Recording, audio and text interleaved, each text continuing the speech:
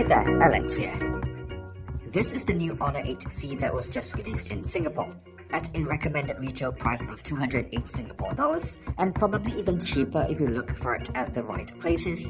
This is a really affordable phone, which also means that there are going to be quite a few compromises.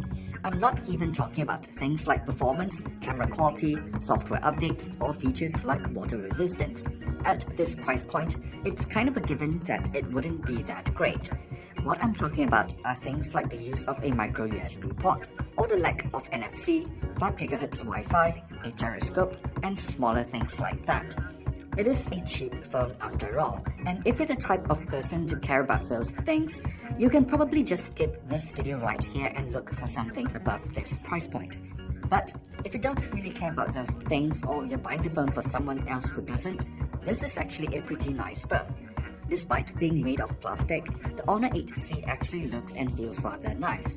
The matte finishing with a slight shimmer to it actually makes it look a little more premium, and the phone feels solid enough in the hand.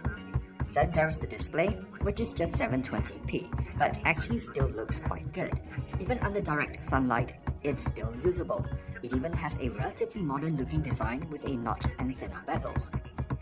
You've probably noticed by this point that I'm actually running a third-party launcher on the phone. It's no secret that I'm not a fan of EMUI since it's a pretty heavy skin. It has quite a few useful features, but it's not that great looking, and I feel like on an entry-level phone, it actually affects the performance a little. The good thing about the Honor 8C is that they do allow you to uninstall or disable quite a few of their apps, and with a third-party launcher, it's actually a pretty decent user experience. In terms of specifications, I think the Honor 8C is actually quite competitive for a phone at this price point. It has a decent mid-range processor, a good amount of storage and RAM, and a huge battery.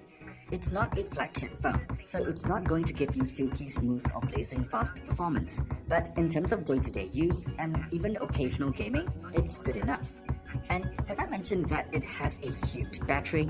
On lighter usage, I was able to get close to 2 days out of the phone, which is really great. As with most phones in this price range, the camera performance is just okay. Shots in good lighting looks decent, but falls apart very quickly when it gets dark.